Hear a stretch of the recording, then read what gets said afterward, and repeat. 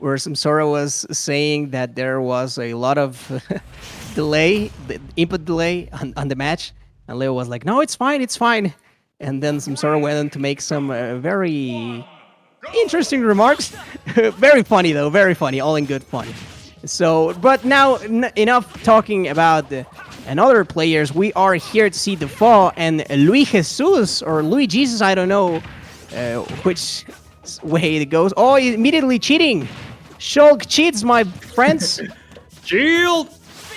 Just shield! If you're a Shulk main, you already know what to do. And yeah, some call it cheating, some call it the strat of the strat that every crew battle wants to have on their side. Whenever Shulk is playing a crew battle, you already know they're gonna play it mostly on shield art because that's just what they need to do to stay alive a little longer. And the cheating, however, doesn't seem to be paying off that well. Lui-Jesus cutting through that percent differential, and some weird plays from Dufaux. I thought he was gonna lose his stock from a solid edge guard, but Lui-Jesus misses it. But still, we're seeing a pretty even match right now. For such a large range on Shulk, I would expect him to dominate this matchup, but Lui-Jesus playing it really solidly until now that he is faced in an edge guard situation, but he just makes it back to the stage so creatively. Oh, and I'm surprised that DI managed to keep him alive. The counter even, he was trying to take advantage of every little thing that he could find off stage because he was more than likely dead, and the forward throw immediately almost taking that stock. However, of course, you are gonna take more knockback when you are on Smash, so that ledge was not safe at all. Once more, changing the arts, very, very important, very crucial for the style of every Shulk player. And here, finally making the counter work. That's gotta be the first time I ever see an ultimate Shulk counter kill. But ever since it got buffed, I feel like that's much more, well, it's not as sparing as it was before. It's gonna be more common to see it work. Let's just say that. It works now. Yeah, so much more common. That's a plus for Shulk mains. Unfortunately, Dufaux losing his stock right there. Lui-Jesus is just doing a really good job rushing him down whenever he has the opening. Another counter. This one is not going to kill, of course, but it is funny to see it work after such a long time of it simply not working out for Shulk players. But still, I do think that Lui-Jesus knows when to play the ledge, and we know that historically, Wii Fit Trainer probably one of the better characters playing the ledge when she needs to. And we see it in the percents. It might look even, but there's a stock difference. There's a full stock difference, right there. So Lui-Jesus really camping it out when he needs to. I like how he's controlling the pace of the match. Oh, but Dufaux, no fear. My man Dufaux with the chat plays, like he really is going for these big D moves, dude. Like every time I see him charging smashes, I see him going for the counters, just brimming with confidence is this man, and he is finding the rest of the percent that he needs. He is slowly but surely, dwindling down on Lui-Jesus here, and the Wii Fit Trainer is gonna need like an edge guard or one of those very, very weird hitboxes that she has in order to close it out, but no, not versus shield though.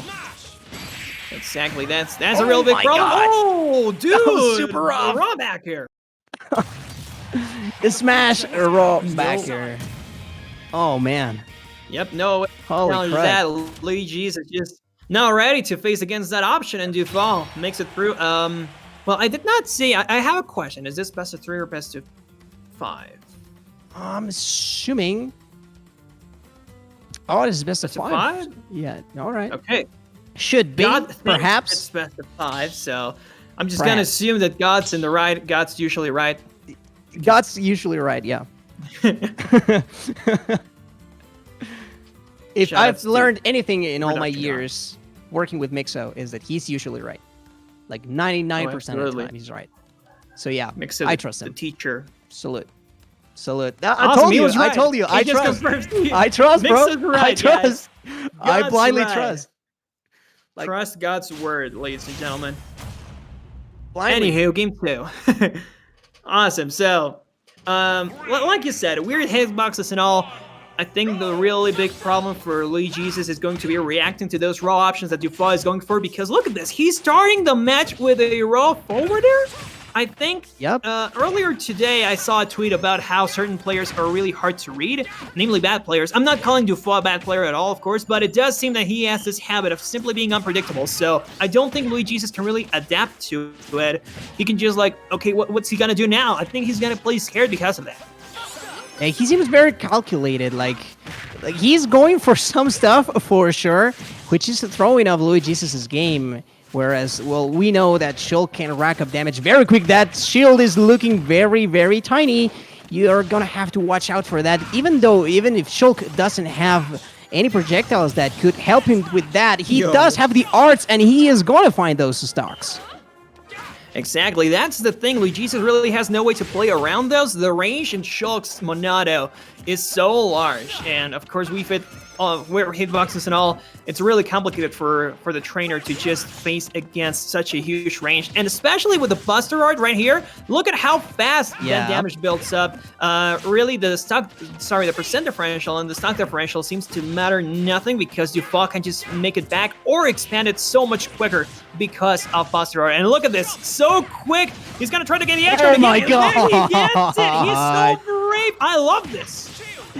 Oh, he's masterful with those arts. Look, he's using speed in the way that he needs to. He's using jump just to go off stage and punish in the right spots. Like, he knows he has the range. He knows he has the mobility to make that happen. And he's not even falling for Wii Trainer's projectile game, which I feel like is, for the most part, the thing that catches people off guard whenever you're playing against a Wii Trainer.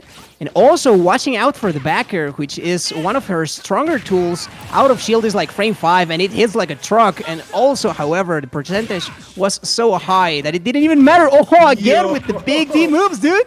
I'm telling you, this man is nuts. Just charging the up smash in Lui-Jesus' face. That's so brave of him. And yeah, actually pretty nuts still, like the amount of bravery that this guy is showing right now. And also, I would like to point out, the deep breathing really hasn't been a factor in this match so far because Dufaux is playing so well around that option. And something else I would like to point out, he is approaching with tilts. Usually we see a lot of Shulks approaching with neutraler like he did right now, and he got punished for that. But look at the way he approaches when Lui-Jesus is in the air. He doesn't try to challenge him in the air, he tries to go for the down tilt especially to actually beat the landing, and it seemed to be working out for him, and this is gonna do it. That's game 2 with a 2-stock. 2-stock for game 2. Couldn't get more poetic than that. And talking about like just raw decision making, it worked perfectly every time that he was trying to find an option. He did. Like, even if like the big smashes didn't pan out, his reads actually did matter. Like the way that he went off stage to, like, he read the jump. Like, he knew exactly where the Wii Trainer was gonna be, and I love that he is super, super confident in his decision making. And well, he is up 2-0 because of that. Oh my god, as this ghost? Did you see that? Yeah, I did see that. I was like trying to talk over it like nothing is happening, but what the heck? Well, okay, so I mean, we're just gonna forget about that. Yeah. Let's move on to game 3. Let's pretend nothing happened here. It's all about the game. It's not about the paranormal activity at Toon's house. Don't come to Tula again, the guys. Don't come here. It's paranormal. We have a ticking time bomb in the form of the oil refinery a few miles away. So yeah, it's not a nice place to be. But anywho, at least I'm still alive. I can still commentate. No ghost is gonna kill me tonight, I hope. So let's give it our all, because Dufaux, once again, he does not care how big of a percent lead Lui-Jesus might be building up. It's just a single smash art and he can make it back. Yeah, and that's the thing. Also, like, making great use of the defensive art here. And he's going once more to try and avoid the volleyball. Oh, I don't know if it's ever gonna work out, because he's just going for the, like, the craziest of reads whenever he is off stage. And he seems to be reading a little too much into it, but at some point in the match, like, it starts to work out for him. So, like, Dufaux here, like, there's method to this madness, I'm sure. Oh, and I think, yeah, like they say, even heck has its rules, just not to swear right now.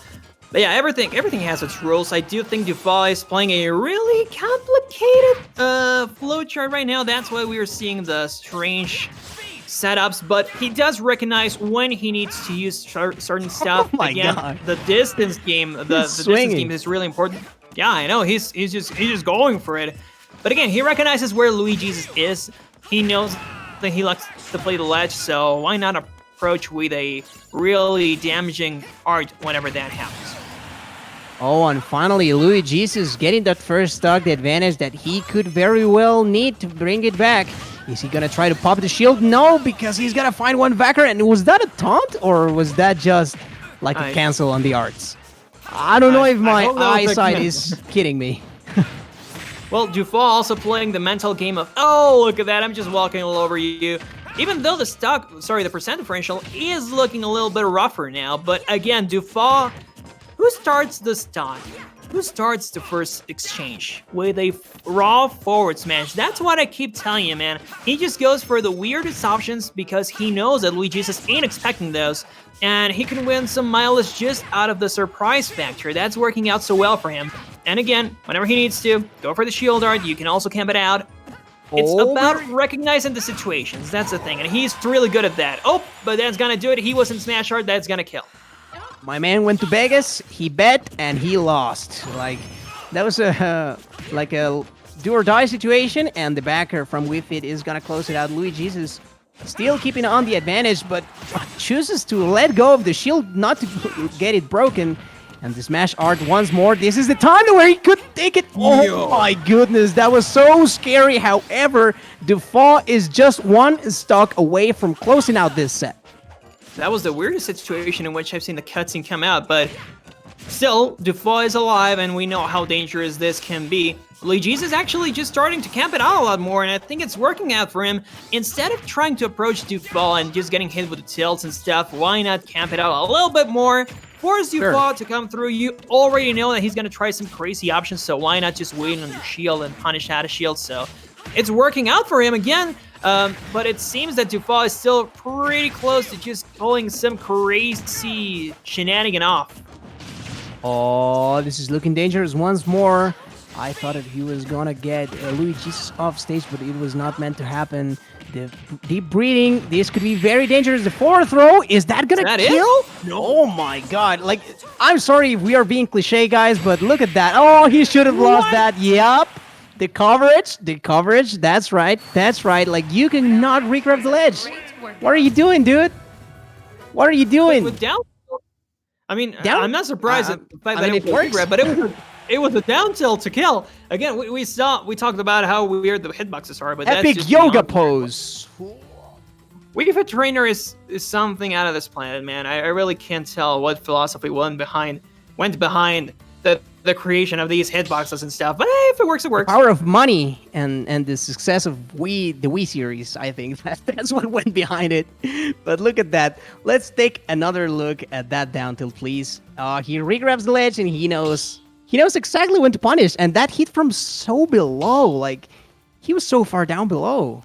Like, Dufaux wasn't even close to grabbing the ledge. That's why he still got hit. More amazing. How did that hitbox hit him? He was coming from so underneath. It's weird characters, Palooza, bro. Like, I don't know. Like, these characters are some of the weirdest amongst, like, the decent enough characters that we see in this game. Especially Wii Fit Trainer, I feel like not really renowned for being a top player, whereas for being a top character. I'm sorry. Whereas Shulk is definitely recognized for being one of the better characters in this game.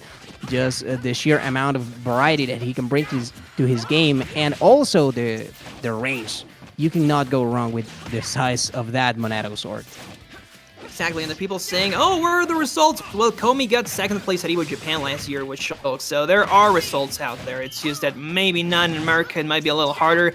But yeah, Shulk's still making some solid moves.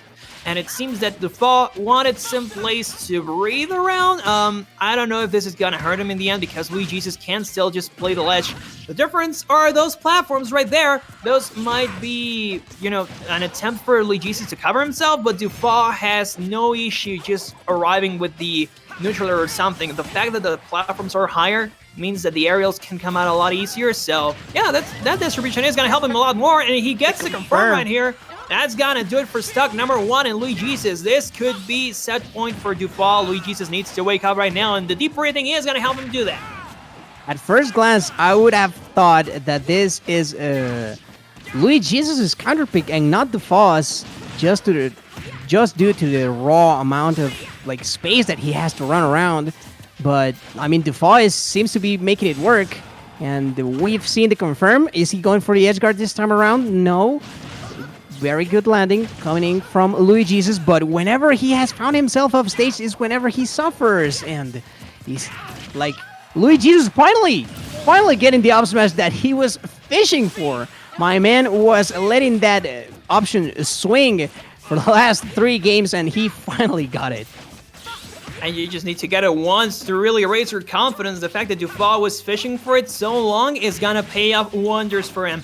The problem is that he is at a pretty high percent, so he has to space it out. He is doing a fantastic work at that, however. And again, we saw how brave he was to just go off stage to fish the edge guard. Kind of like right now, he just needs to switch the arts. He prefers to stay, but the counter to send him back. And dude, okay, Lui-Jesus might get the start right here. No, the jumper makes it back, dude. Dufaux just refuses to die. It's looking pretty cordons for my man, Lui-Jesus. Like here, Dufaux just has the entirety of the control. Oh, even going for the backslash. My goodness, this smash art is just gonna be the nail in the coffin, perhaps. He just needs one more option. It's stalling ever so slightly. I cannot believe that was not a punish. The speed art, though, he is gonna find himself off stage and perhaps losing the stock. Oh no, the reversal! The reversal! What a genius play coming in from Dufaux. My goodness, just the raw up B whenever he noticed that, well, you overstayed your welcome on this side of the stage, my man. Whew. Dude, this guy is a Shulk scientist. He just found so many creative ways to use his tools. Mad scientist, and again, though. That up B that he whiffed should have been a punish, but the stalling, I usually see Shulks just go for the up B. They whiffed it out, so they just fast forward or something, and that's the punish. But he is the only person whom I've seen go for the second hit when he was in the middle of his falling animation and forcing Lui-Jesus to whiff out a grab of his own. Such great awareness. And again, when you play such crazy options, I think you kind of have to have great awareness. And yeah, applause for Dufaux. He really played it so well. And I am really curious to see what he's gonna do in Winners Finals. Such a creative player. I don't want to see lose anytime soon. Oh, I don't want to find him in bracket, dude. That was looking rough, and he seems like the type of player who will just downright try it and style on you.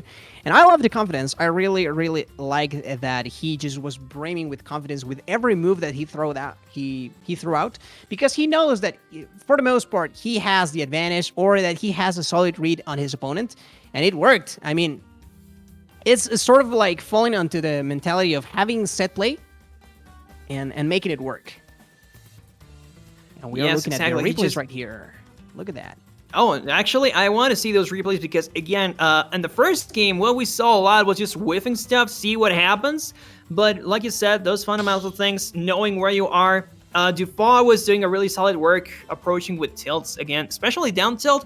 He saw that Lui-Jesus liked to spend a lot of time in the air, so he was just like, why should I challenge him where he is comfortable? Let's punish him when he lands. So the down tilts really did help him a lot for the spacing and the stage control, and I think that's what also opened him up to just going for the crazy conversions. Well, it worked out wonderfully for him, even though Lui-Jesus did manage to take a game. Like, he was still very solidly on the Dufaux side of the field, I think.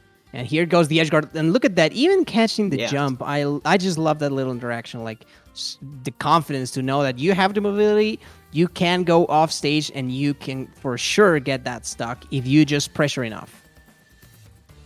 Exactly, and even the game he lost, I think we could perceive that there was a chance for a comeback for him.